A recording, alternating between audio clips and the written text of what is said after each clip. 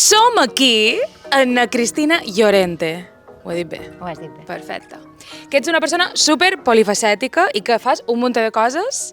Estàs aquí avui per Palma 21. Sí, Palma 21 ho podríem definir com un observatori de la ciutat. I què és això? Bé, nosaltres el que feim a l'entitat és estudiar, analitzar el passat, contar i donar-li valor a aquest passat de la ciutat de Palma. Llavors reflexionam sobre el present, miram com estan les coses i a partir d'aquí també pensam com volem que sigui el futur, quina ciutat volem, quines coses voldríem canviar, quines altres voldríem reforçar i a partir d'aquí fem diferents projectes i diferents activismes per aconseguir o per intentar anar cap a aquesta ciutat que voldríem tenir. Has dit que analitzeu com estem i com mos agradaria com a societat arribar. Com estem? Ara jo crec que està regular tirant a malament. Personalment jo estic bastant desesperançada i crec que estem en un moment bastant preocupant en molts de temes, especialment per agafar en el territori. Sí que podríem xerrar, bé, i amb el territori s'enllaça el tema també del turisme, el tema de l'habitatge, i precisament amb aquesta excusa que s'ha convertit aquesta emergència habitacional, pareix que ara val tot. I es val tot, en aquest val tot entra el tema de deixar de protegir el territori i pensar més en l'especulació que no en protegir això que tenim i que és tan necessari per tants aspectes, no? A nivell social, a nivell ambiental. Com explicaries, per exemple, perquè el vídeo que vaig fer sobre la resolució, que també té a veure amb el sòl rústic, hi havia comentaris que deien, clar, és molt més important un parc que una persona tingui una habitació, com en Rin Tin Tin i, òbviament, amb ironia. I com explicaries el fet de que, òbviament, cases per tothom i cap casa sense ningú, però com pots explicar que sí que els parcs són necessaris o que hi ha certs serveis públics que són necessaris i que no tot val? El tema de les zones verdes estan xerrant d'un tema de salut pública. Vull dir, tu pots tenir un habitatge, pots tenir un lloc on viure, però si realment no tens aquests serveis que necessites en el teu dia a dia i no tens aquests espais verds, doncs això t'afectarà de moltes maneres. Clar, quan dèiem que no tindràs una escola per dur els infants, un hospital per anar quan no estàs bé, o un centre cultural també per expandir una mica la ment, igual s'entén millor, el tema dels parcs, aquesta regla dels 3-30-300, que seria que tothom des de casa seva ha de veure 3 arbres, tots els barris han de tenir un mínim d'un 30% de cobertura vegetal i tothom hauria de tenir un parc a menys de 300 metres de casa seva. I això és un tema que afecta directament, com te deia, a la salut pública, per temes de salut física, temes respiratoris, bé, tot això que ens aporten els arbres, que ja ho sabem, però també per salut mental. Tema d'estrès, tema de totes les malalties relacionades amb els renous, amb la falta d'oxigen, etc. Per tant, i també, efectivament, per silla de calor. Exacte, això està més relacionat amb la salut física, però, evidentment, sabem que com més arbres i com més cobertura vegetal hi hagi a les ciutats, manco calor tindrem, que això darrerament ens està afectant moltíssim, els estius cada vegada fa més calor i també les ciutats cada vegada fa més calor, perquè això se retroalimenta. Si fa més calor, per exemple, posant més aires condicionats, els aires condicionats amollen aire calent cap a la ciutat, cada vegada més cotxes, més asfalt, i tot això va encalentint i les ciutats se converteixen en una olla bastant insalubre. Per tant, tenir barris fora espais verds no és qualitat de vida. De fet, a Madrid fa un parell d'anys van arribar a la conclusió de que, molt d'asfalt, què podem fer? No sé si a Madrid o a Miami inclús. Ho he de revisar. Però que varen intentar pintar de blanc l'asfalt perquè donés menys... Sí, no és un do, ja, hi ha el que se diu l'efecte albero, no? Que clar, tenim l'asfalt que és negre, que és el pitjor color que podria tenir l'asfalt. En el final, si aconseguim, si pintam aquestes superfícies de colors més clars, evidentment també el retorn de calentor és molt més baix, no? Realment, l'asfalt és el pitjor color que podria tenir. Bueno, a més pues això, del tema de que si augmentam superfície verda vol dir que estem reduint circulació rodada i motoritzada per les ciutats, que això ja crec que no fa falta tornar a explicar perquè és positiu. Els sistemes, diguem, el sistema d'equipament, el sistema d'espais lliures, més ben dit, de les ciutats, comptabilitza superfícies com rodones, superfícies com mitjanes, o sigui, també... Com espai verd. Exacte, com espai verd, com aquest sistema d'espai verd lliure de la ciutat. I això és una trampa molt grossa, no? D'entendre com a espai verd una mínima superfície on ens podem anar a seure una ombra o a passejar, si més no, un poquet, no? No anirem a fer voltes a una rotonda quan vulguem anar. Quan estiguem ja fatal descans. Tenir contacte amb la natura, no. Que també hi ha molt de parcs que tu els veus i no fa ganes d'anar-hi, perquè dius, tindré més calor allà que potser a casa meva si obro la finestra i deix que passi un pot de tiro. Sí, és vera que a Palma falten parcs arbrats, no? Te'n vas a determinades ciutats, que tampoc no mos podem comparar, per exemple, amb els parcs de Galícia, perquè la humitat no té res a veure i la pluja no té res a veure, però mos falten zones arbrades, mos falten zones on poder-nos tirar damunt la gespa, no? Bueno, gespa tampoc, perquè la gespa necessita molt de rec. I com seria? Com se podria fer un parc ideal? Si tinguéssim tots els dobbers del món i això no fos un problema, com faries tu un parc ideal? Sí, bé, el que s'ha de cercar a un parc és que tingui, que les espècies siguin locals, siguin autòctones, necessitin molt poc manteniment i ja si estan xerrant de parc on hi ha una intervenció a nivell de disseny, no? Bé, de pensar molt bé on posam els bancs, el dels bancs és un temazo, no? De veure... Bancs de metall en el sol, sense arbres que te tapin. Els bancs nous, els bancs del passeig marítim nou, són metàl·lics, o sigui, menys qui s'anirà a seure en aquests bancs, jo crec que hi pots fregir ous en aquells bancs ara mateix, no? A més, molt pocs estan a una ombra i com que, a més, els arbres que s'han plantat en la seva gran majoria són palmeres, que no fan ombra, jo no cap d'entendre moltes vegades les lògiques, no? Ara, per exemple, estem duent el procés participatiu del nou parc d'estirador, del velòdrom. Ah, vale, sí. I ara s'està iniciant, a la fi, després de molts i molts anys de donar voltes, se comença aquest projecte i començam amb un procés participatiu, no? I estem analitzant, totes aquestes intervencions com han de ser, perquè de vegades, i ara me tiraré pedres damunt la teulada, els arquitectes moltes vegades fem un plano, diem, hi ha d'haver bancs i agafam el bloc d'AutoCAD i començam a posar banquets un poc per cobrir expedient, no? Perquè el dibuix quedi mono. Però analitzar com han de ser aquests bancs, quin disseny han de tenir, de quins materials, quina forma han de tenir, on han d'estar col·locats, això condiciona moltíssim la relació que se generarà o que generaran aquests bancs, condiciona qui s'hi podrà seure, si la gent gran estarà còmoda, si els joves podran seure i fer rotllana i fer la seva xerradeta en el parc, o fins i tot s'hi podrà seure qualsevol persona perquè estaran a davall un arbre que li doni ombra en l'estiu. I totes aquestes coses, de vegades és important fer aquest zoom-out per dissenyar tot el parc com un conjunt, però també el zoom-in per arribar a aquests detallets que te poden condicionar que la gent empleï i pugui gaudir d'aquests espais. Clar, perquè també tanmateix fer-ho per després que ningú ho utilitzi... Clar, i llavors tema de la vegetació, hi ha una persona que li tenc molta admiració, que és en Salvà Canyís, que és un paisatgista i mestre jardiner, s'autonomena,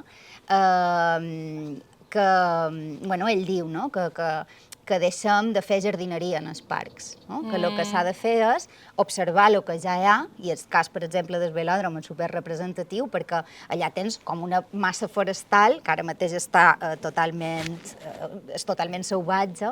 Tenim uastres, tenim una sèrie d'espècies que al final veus que sense que ningú els hi faci ni cas, és el que ha crescut allà, i per tant és allò que funcionarà, no? I ja ho tens, a més en el moment, a l'estació que toca, no? I el tens en el creixement que toca per l'estació que ens trobem. De vegades ens capficam en sembrar una determinada espècie i la sembrem quan no toca i allò no prosperarà o no prosperarà bé, no? Per tant, jo també som bastant partidària d'una mínima intervenció en els espais verds, especialment els que ja existen. Per exemple, un altre gran tema és el de les males herbes, que pareix que tot el que creix allà on no volem és una mala herba i s'ha de llevar. He d'observar també on creixen les males herbes i deixar-les que facin el seu servei, que en fan molt, també és interessant. Jo me'n recordo durant el confinament, a la vorera de davant meva hi havia flors i m'apareixia meravellós allò, aquell jardinet que s'havia fet a la vorera. Me va fer molta llàstima quan se varen reactivar els serveis de parcs i jardins i varen venir a fer net tot allò que consideraven que estava brut, i a mi m'apareixia un regal tenir allò davant la porta. Cada vegada que llevam cotxes estan pacificant la ciutat, per tant li estan fent un bé a la ciutat, però se podria aprofitar perfectament per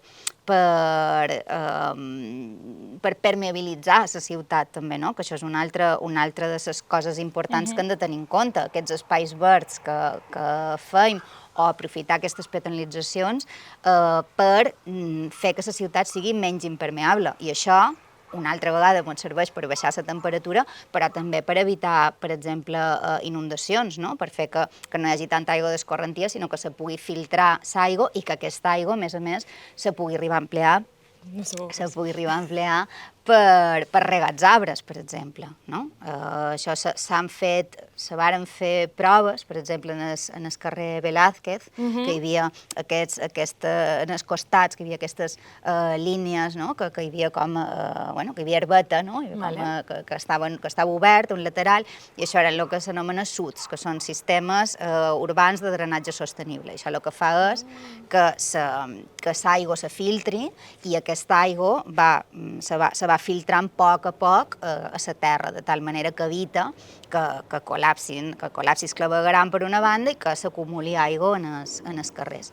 Allò, sabeu que quan va canviar l'Ajuntament no va agradar massa, perquè el primer que vam fer va ser anar amb un camió i posar ciment per totes aquestes escletxes per on se n'anava l'aigua. Ja no és un sistema de drenatge sostenible. Que això ho poden comptar com reverdir la ciutat? No literalment, però sí que ajuda en aquest tema de permeabilitzar la ciutat. Com més superfície permeable tinguem a les ciutats, molt millor. I a mi m'interessa molt, se xerra molt de una ciutat és un mitjà hostil, que cada vegada fa més calor, però a part d'altres coses, per exemple, la gent que pugui estar veient aquest vídeo que no entengui el que és un mitjà hostil o el que has dit de pacificar la ciutat, podries donar exemples de això seria hostil i quin seria, potser 3 exemples, no fa falta que cerquis aquí tot el que tinguis en el cap, però 3 exemples clars que una persona que mai s'ha plantejat de que és una ciutat hostil o perquè és important o no peatonalitzar un carrer, que digui, clar, és que si no tenim tal cosa és vera que dificulta la meva vida, no només pensar en ciutat com aquí viuen tantes persones, no, pensar en ciutat, sinó jo faig vida aquí, saps? Jo és que crec que se podria reduir, així si anem a simplificar, en el tema dels cotxes. O sigui, a una ciutat no hi hauria d'haver cotxes, a un nucli urbà no hi hauria d'haver cotxes, i això la gent s'endú les mans en el cap, com arribaré? Bé, no tens cotxe, però hi ha d'haver, evidentment, una alternativa de transport públic potent i que realment faci les funcions per la mobilitat quotidiana. Però és que, clar, aquí entren molts de factors, o sigui, des de fa temps s'ha promogut el fet de viure fora dels nuclis urbans, precisament perquè era la ciutat hostil, o la més renovera, o la més estressant, no? I anar-se'n a viure lluny del centre, que al final és on feim feina. Per tant, això implica desplaçaments, que això ve del model americà, de la crisi del petroli, que ja es varen ficar en el cap el tema del sueño americano, i ve tot d'aquí, no? Aquest model de les grans urbanitzacions s'ha importat a pràcticament totes les ciutats europees i a Palma, evidentment, a una altra escala que no la dels Estats Units, no? Però vaja, que en el final allò que fa la ciutat hostil és el sistema de mobilitat, és l'urbanisme que hi ha a les ciutats, i són en gran mesura els cotxes, perquè els cotxes fan renou, el renou és molt estressant, els cotxes generen inseguretat, perquè te poden atropellar, i hi ha accidents dia sí dia també, els cotxes fan que hi hagi molt menys espai per les persones, al final una ciutat, recordem que les ciutats varen néixer com a espais de trobada, i ara hi ha molts d'espais a la ciutat on no s'afavoreix en absolut la trobada, i en el final això, quan xerram de la vida quotidiana, no? I en el final aquesta vida quotidiana està molt relacionada amb les cures. Què passa? Que les ciutats, a partir de la revolució industrial sobretot, se varen volcar a la producció. O sigui, nosaltres, abans del segle XIX, teníem la gran majoria de gent que vivia en el camp, i molta menys gent que vivia a les ciutats, no? Amb això comença l'auge de la indústria, hi ha aquest èxode rural que moltíssima gent se'n va viure a les ciutats, se revolucionen els mitjans de transport, apareix el tren, apareix el cotxe, i clar, les ciutats comencen a ser com aquesta olla d'activitat, però volcada a la producció. I la producció ja no és capital. Per tant, el capital és el contrari de les cures. Tenim la part productiva i la part reproductiva. I la part reproductiva queda associada a l'interior, a l'espai domèstic i a l'espai privat. I, per tant, la ciutat no recolza, no acompanya aquestes activitats reproductives o de cures. Per tant, la ciutat ara continua tenint com aquest pes i continua donant moltíssima importància a la producció i en el capital, i això fa que moltes vegades s'oblidi que allà hi viu gent i que aquesta gent, i en especial les dones, aquí podem entrar en temes d'urbanisme de gènere, necessiten aquests espais que recolzin els treballs de cures. Comentàvem ara fa una estoneta que està superbé que hi hagi aquests esdeveniments, però no deixen de ser una cosa puntual, no? Que se crea un esdeveniment i la gent surt aquell dia puntual a sopar a la plaça. El que estaria molt bé és que passés espontàniament. Jo, Pere Grau, darrere que meva, encara hi ha unes senyores que surten en la cadira, que jo crec que deuen ser de les úniques de Palma que continuen sortint a prendre la fresca al mig del carrer, no? Precisament també perquè els cotxes ho fan molt difícil, el fet de poder treure una cadira. Però, clar, insisteix que està molt bé que se facin aquests esdeveniments, però encara estaria millor que ho prenguéssim com una cosa normal, que un dia tu estiguis a casa teva i digues avui tenc calor, i traguessis una tauleta i dues cadires damunt la vorera i te posessis a sopar allà damunt la vorera. No estic fent res, me'n vaig a fer una volta, i que fent la volta vegis que hi ha dues persones i que te puguis aturar a xerrar, no? Jo ho penso molt en el meu dia a dia, per veure les meves amigues he de quedar amb una setmana vista. No perquè no mos vulguem veure, sinó perquè aquesta persona viu a Inca, jo visc a tal barri, jo no tenc cotxe, l'altra persona viu a una hora de distància, aleshores sempre has de quedar, no, tal dia jo tenc rugby, tal dia tenc... Aleshores estàs quedant amb molt de temps vista i quan te veus no és tan genuí, que òbviament t'ho passes bé, són les teves amigues, però és vera que a vegades fa falta m'atropa en qualcú, que és el que m'agrada molt de les revetles, no? Que te trobes a gent, xerres, que normalment no te trobaries i que hauries de fer un esforç, i les festes de poble. O els infants jugant en el carrer, no? Al final, deia el pedagog Francesco Tonucci que el principal indicador d'una ciutat sana és que hi hagi infants jugant en el carrer. L'altre dia m'enviaven precisament una foto, perquè saben que m'agraden aquestes coses, d'un carrer de Sant Gotleu que havien tret una piscina de toll, i hi havia els infants de Sant Gotleu nedant a la piscina de toll al mig del carrer. A mi això, sense treure importància en els esdeveniments de la Pare Fresca, però m'apareix molt més interessant que se generin aquest tipus de dinàmiques a la ciutat, o que amb això hi hagi uns infants jugant a pilota al mig del carrer, que això també és complicat avui dia, no? Però aquest tipus de dinàmiques són les que haurien d'intentar recuperar. I crec que recuperar-les passa molt, crec no, estic segura, que passa molt, si no en el 100%, pel disseny urbà i per com pensar en l'espai públic de les ciutats. Només un apunt, que just has dit lo de la piscina, has vist el que han fet a Noredona, que no hi ha una piscina com a tal, és una font, però els nens van allà a banyar-se. A mi m'apareix meravellós, o sigui, se va crear un rebombori en el barri, perquè hi havia, però no eren nens, crec que era un senyor.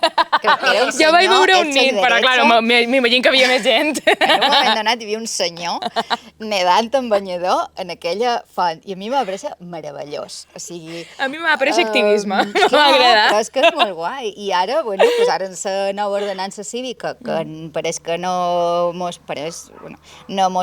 podem ni ficar els peus a dins les fonts, és que jo crec que això no hauria d'estar previst, sinó que hauria d'estar recomanat. El fet de poder-te refrescar, no sé, jo de petita record que vaig anar de viatge amb mon pare i ma mare a Nova York en l'estiu, i hi havia tots els executius amb els peus arromangats, amb els peus a dins les fonts i el portàtil damunt les cames fent feina. Per això és que hauria d'estar recomanat el fet de refrescar-te a les fonts de les ciutats. Partim d'una base, per exemple, superdiferent, ja que has xerrat de Barcelona, partim d'una base molt diferent a l'urbanisme de Barcelona, perquè l'Eixample de Cerdà estava bastant millor pensat, perdó, Bernat Calvet, però estava millor pensat que el de Palma, no? Al final, la secció dels carrers s'ample que tenen els carrers, s'ample que tenen les voreres de base, ja te permet una flexibilitat i uns canvis molt més importants o en positiu de lo que te permet l'Eixample de Palma, que al final tenim carrers molt estrets amb voreres estretíssimes on s'aparca costat i costat i que te deixen molt poc marge de moviment. Partint d'aquí que això no ho canviarà, bé, és un tema de repensar la ciutat en el seu conjunt, no? I torno una altra vegada en el zoom out i en el zoom in, no? Palma, des del meu punt de vista, sempre s'ha pensat com fent pegats, no? En parxes, en castellà. Ara volem un metro, ja fem una línia de metro, i ja està. Ara, s'havia d'impulsar el tramvia, impulsàvem un trosset de tramvia.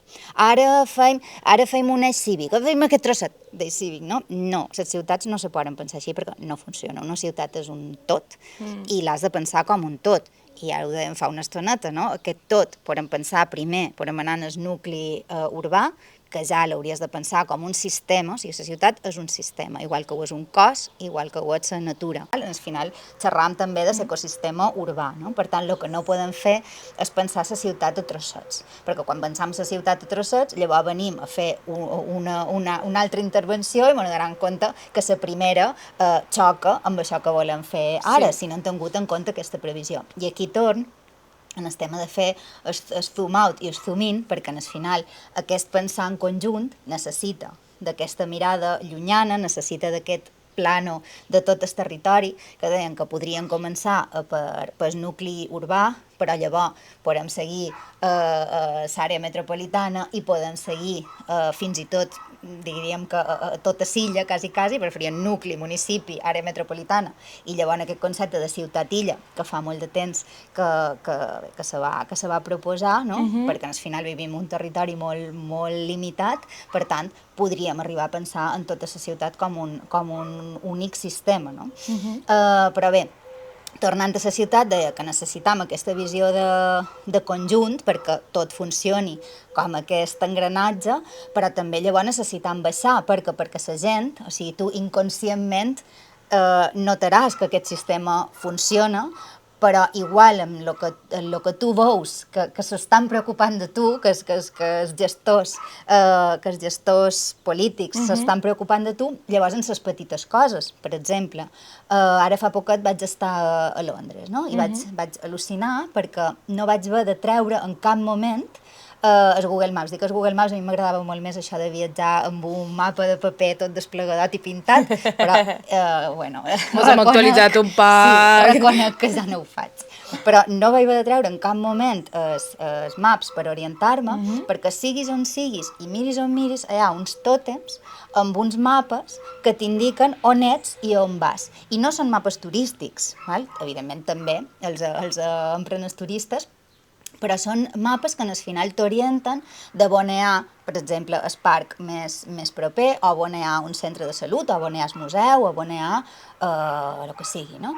I crec que això és superinteressant, és un altre d'aquests detalls que al final són aquests recolzaments a la vida quotidiana, perquè tothom se pot sentir desorientat en un moment, o tothom pot estar cercant un lloc que no sàpiga on és, no?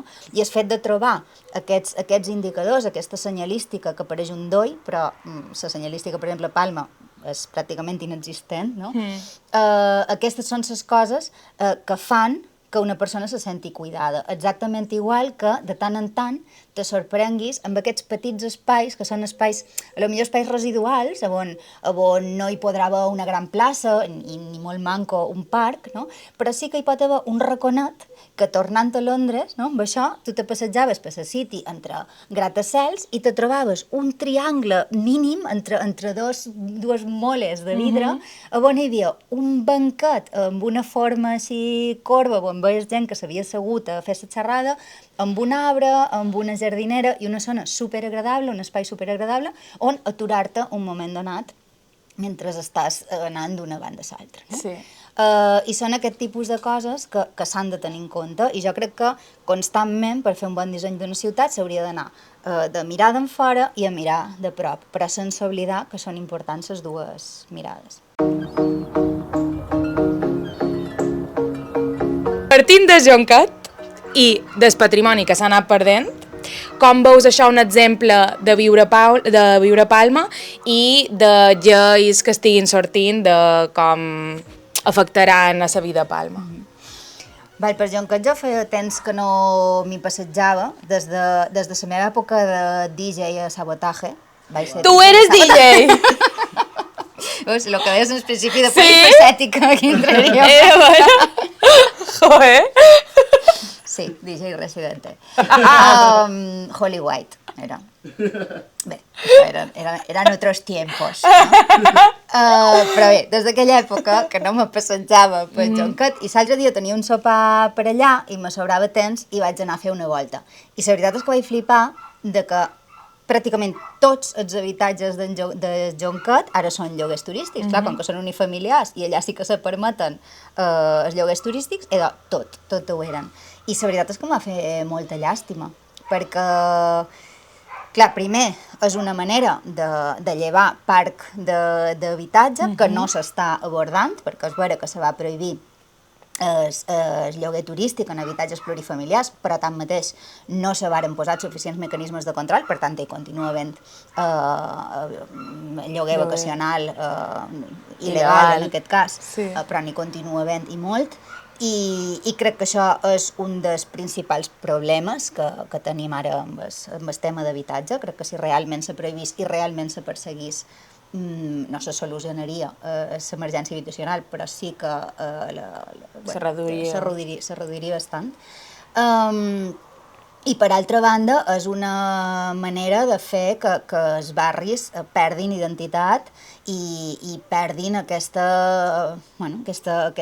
arrelament també, no? Perquè al final la gent que ve de pas un cap de setmana i se'n va. Sí, i això fa també que canviïs comerç, que canviïn tota una sèrie de dinàmiques que fan que se perdi aquesta cohesió social i aquesta identitat dels barris, que és importantíssima, no? Xerraven també del patrimoni del Jonquet, que bé, els molins estan super malmenats, pobrets, tot i que m'apareix ben cert que són Vic, que estan declarats com a Vic, però una altra vegada, podem tenir catàlegs de protecció d'edificis, podem tenir béns d'interès cultural, però si llavors no hi ha una intervenció de manteniment d'aquests béns i d'aquest patrimoni, de poc serveix. No? Per tant, sí que seria interessant posar mà de metge per mantenir com aquesta cohesió i aquesta identitat. Una altra de les coses que fan ciutat és la pertinença de la ciutadania, no? I és que tu te sentis d'aquell lloc, perquè quan te sents d'un lloc és quan l'estimes i, per tant, quan el respectes i quan el valores. No?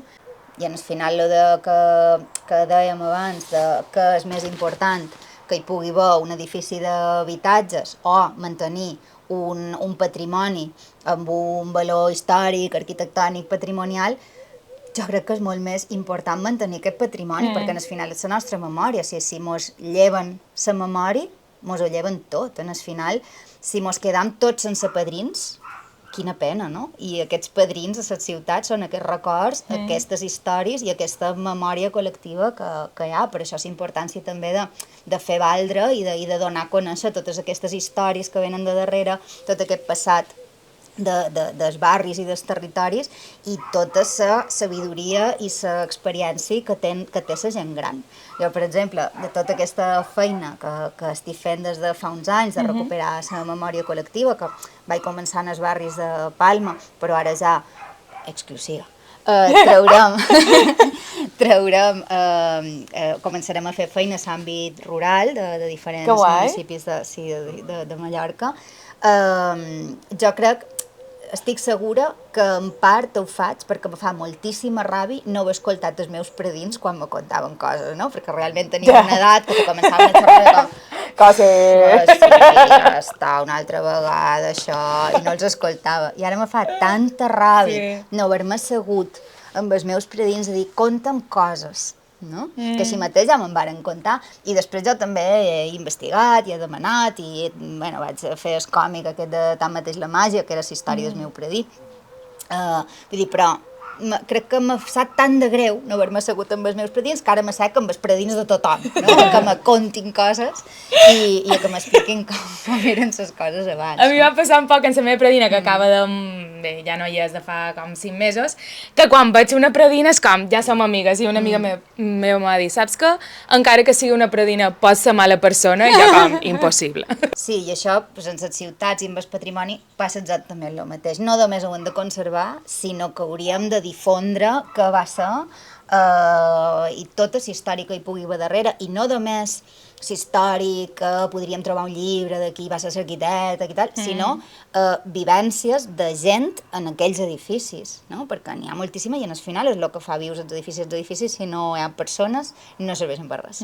Per tant, i els barris igual, i les ciutats igual. I allò que fa el territori són les persones, això ja ho deia Jane Jacobs, i crec que continua molt vigent molts anys després. Jo crec que és interessant el fet de renovar les coses, no? Els temps canvien, vull dir, igual tu aquell ús que tenies allà, avui dia ja no te fa falta, no? I es podrà recuperar aquell edifici amb un altre ús, però sempre igual, no? Intentant mantenir tota aquesta història en el màxim possible perquè no mori, no? Perquè no s'oblidi. Ara bé, hi ha exemples que han anat a canviar un ús a favor de, jo què sé, especulació bàsicament, però a favor de promotors immobiliaris o fins i tot fons voltors, que és el que està passant, per exemple, amb el Cine Goya ara de Manacor, que hi ha amb aquesta lluita perquè no se vengui el Cine Goya, i bàsicament és perquè se vol vendre per fer habitatges, una altra vegada recolzats en aquesta emergència habitacional, no? Clar, amb això ja sí que no hi estic d'acord perquè és una llàstima, però seguint amb els cines, Fantasio de Sineu, per exemple, se li ha canviat s'ús, no? De fet, al principi aquell edifici allà hi havia un celler, llavors va ser un cine, llavors va ser una discoteca, i ara ho ha agafat un col·lectiu, que es fan aquests projectes meravellós de cine, no? Que li han canviat s'ús, però han mantingut aquella essència, aquella ànima de l'edifici, i l'edifici xerra d'aquella ànima, no? I tu entres allà i de qualque manera escoltes, no? Les pel·lícules que s'hi rodaven. No sé, jo quan vaig canviar de casa tenia molt clar que volia una casa meva per reformar-la, no? Perquè jo, és que les cases noves no me diuen absolutament res, no, ja ho penso, no te xerren, no? I en canvi, bueno, pues, vaig tenir la gran sort, a més, el darrer any que era mínimament possible comprar-se una casa, de trobar una casa amb mil històries darrere, i mentre la reformava entrava gent, jo què sé, pues entrava el muntador de la cuina se va posar a plorar, perquè me va dir que ell de petit a la casa on és ara que meva era un colmado, era una carnisseria, i ell va entrar i se va posar a plorar perquè va dir que de petit anava amb sa mare comprant aquella carnisseria, i entrar allà, no, l'havia recordat. Però és que és això, no? I això és el que fa importants els espais, l'arquitectura i les ciutats, aquells llocs que amb això, sí, i on hi ha moltes vides, no? I perdre aquestes vides, i la turistificació, per exemple, fa perdre aquestes vides, no? Fa perdre aquestes memòries i fa perdre aquests predins. També un poc de rompre, que per exemple les meves amigues que s'estan comprant pisos o estan llogant, tot ho volen blanc, tot ho volen de vidre, també perquè veiem la decoració rococó dels nostres padrins com feia. I jo, per exemple, també vaig tenir la sort de comprar-me un pis i té 50 anys, no és superantic, però té els seus anys, i té tot terrazo. I jo vaig veure-ho i vaig dir, és que això no ho penso canviar en la meva vida, perquè és supermallorquí, no? Aquesta ratjola que és indestructible, la típica ratjola de l'escola, segur que la teva escola hi havia terrazo, en terra de punta. I és que m'encanta, perquè ho veig i dic, és que això, que ho canviaria. Per què? Ja. Que sí, hagués vengut ja amb el per què, sí, però me conta una història, i fins i tot en el passadís hi ha una que se va rompre i la varen canviar i sabeu que és com a dels mateixos colors, però un poc més nova. I a mi m'encanta, m'agrada molt, i les meves amigues sí que me'n recorda de dir, però no ho canviaràs. Més enllà de la identitat de conservar el territori. Ja dèiem abans que Mallorca és un territori finit i molt limitat, tant físicament com en recursos, i també dèiem que ara sembla que l'emergència habitacional és un campi qui pugui i un val tot, no? I això crec que ho estem veient amb les normatives, els decrets que s'estan aprovant darrerament, que darrere aquest titular de tindrem més cases per viure hi ha una especulació brutal i uns interessos privats que jo no record que hagin estat abans, no? Això ja ho vàrem veure, a més pareix que sempre han de treballar dues vegades i que la gent se torna a creure les coses, no? Això ja va passar l'any 2008, quan el govern de Aznar va aprovar la llei del sòl, que el titular és mateix, no? Tindrem més sòl disponible, per tant els habitatges seran més baratos. Això ja vam veure que no passava, i no només no va passar, sinó que va venir l'esclat de la bimbolla i una de les majors crisis econòmiques que han tingut a Espanya, no? Sí. I això en qui va beneficiar? Pues va beneficiar en els promotors privats, bàsicament, no? I un grupet que sempre són els mateixos. I ara se repeteix la història, però també amagada ara o pintada ara amb aquesta emergència habitacional. I amb aquesta emergència habitacional se va aprovar el decret de mesures urgents no me'n recordo ja com s'ha de tenir un títol molt llarg, que permetia, per una banda, incrementar edificabilitat, per tant, construir més, incrementar densitat en els barris de Palma, en aquesta només era de Palma, sense tenir en compte el que xerràvem en el principi d'incrementar serveis, incrementar equipaments, incrementar espais lliures. Tampoc no se tenia en compte el tema de l'aparcament, perquè tot i que jo sigui superpartidària de treure els cotxes de la ciutat, hem d'assumir que a la ciutat hi ha cotxes i que a qualque banda els han de ficar. Fins que no hi hagi com aquesta alternativa real. I a més, permetia, he dit lo de l'edificabilitat, els espais, bàsicament és això. Sí, que no havia serveis... Sí, que no s'incrementaven els serveis. I tot això, que ja s'ha calculat, suposa més de 500 milions d'euros de benefici directe pels promotors. A més, aquests habitatges més barats que s'han promès no ho seran tant, perquè ara mateix el que s'ha fet és equiparar l'habitatge de protecció oficial, l'habitatge protegit de tota la vida, l'HPO de tota la vida, a l'habitatge de preu limitat. I aquest habitatge de preu limitat, que ara també s'entén com una figura de protecció, pot ser un 30% més car que l'habitatge de preu de protecció oficial. Per tant, si tu li dius a un promotor, miri, té dues opcions, fer aquest habitatge protegit o fer aquest habitatge protegit que el pot vendre 30% més car. No sé, que triaran. Crec que està bastant clar per quin se decantaran, no?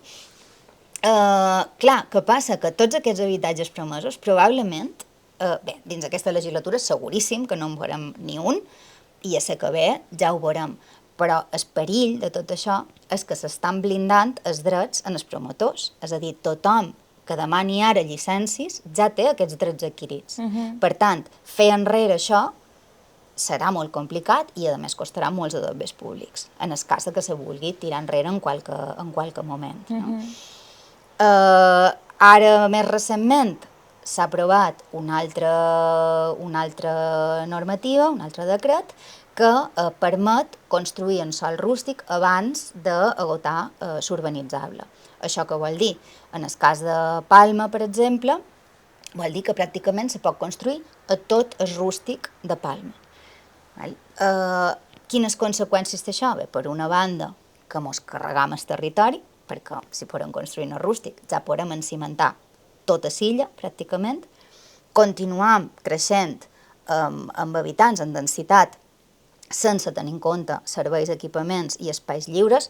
Perquè te facis una idea, s'ha fet un càlcul que si se desenvolupés tot el sòl rústic que està permès en el decret, la població de Palma creixeria en més de 130.000 persones.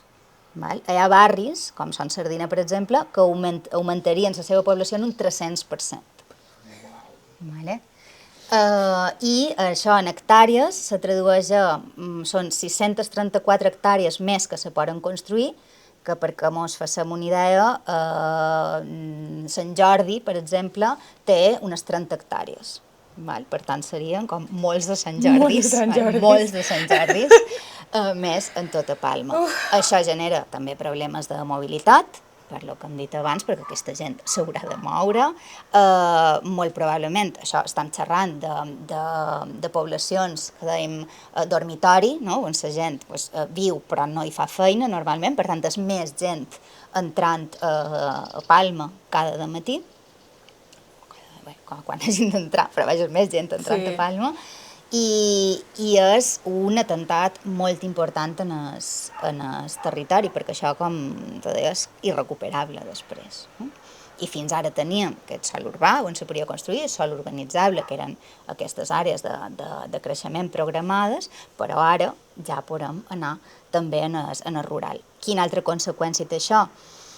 Jo crec que se mos ha oblidat que durant la pandèmia teníem molts de súpers buits, i teníem molts de súpers buits perquè aquí no tenim aquesta sobirania alimentària, des que molta gent se'n riu, però que mos pot dur bastants de problemes, no? En una altra pandèmia, en una altra crisi, en un altre moment delicat. Per tant, si estem consumint el sòl rústic productiu que encara mos queda, també estem llevant opcions d'anar cap a aquesta sobirania alimentària, no? I ara ja han sortit casos d'ofertes milionàries per sols rústics que ara mateix no se poden construir, però perquè, evidentment, hi ha xivatazos de que aquella serà una de les àrees de transició que abans se desenvoluparan. I, per tant, bueno, doncs hi ha gent que està encara resistint, que aquesta paraula és molt dura, que ja hem de xerrar de resistir quan xerram de territori, i que no ven, però evidentment molta altra gent tindrà un tros de terra, li oferiran una millonada i ho vendrà. No? Per tant, és un problema en tots els sentits. Per exemple, nosaltres des de Palma 21 vàrem engegar un projecte en què se va fer moltíssima feina, no només des de Palma 21, sinó també des de la comunitat de regants, des de la universitat i des del govern i des del Consell, que era tot el projecte del Parc Agrari de Palma, i era precisament tot aquest sòl rústic, que era per la zona de Son Espases, de la UIP, no?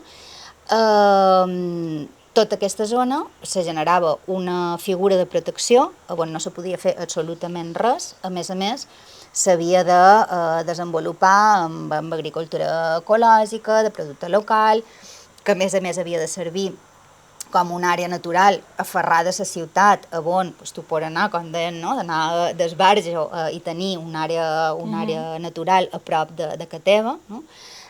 I aprofitàvem com aquest gran avantatge que té Palma, de que té una gran superfície de rústic aferrada en el nucli urbà. No?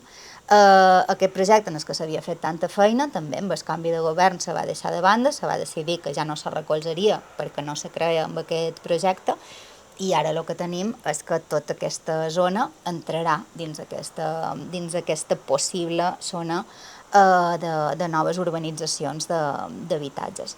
I tot això, una altra vegada, vaja aquest titular de tindrem més habitatges assequibles, que aquest assequible no l'han definit mai, però ja t'he dit jo que no ho serà tant, i són habitatges en els que al final no hi podrà accedir tothom i que el que faran serà consumir territori i incrementar problemes o fer que hi hagi més problemes a nivell de serveis, equipaments, mobilitat i espais lliures.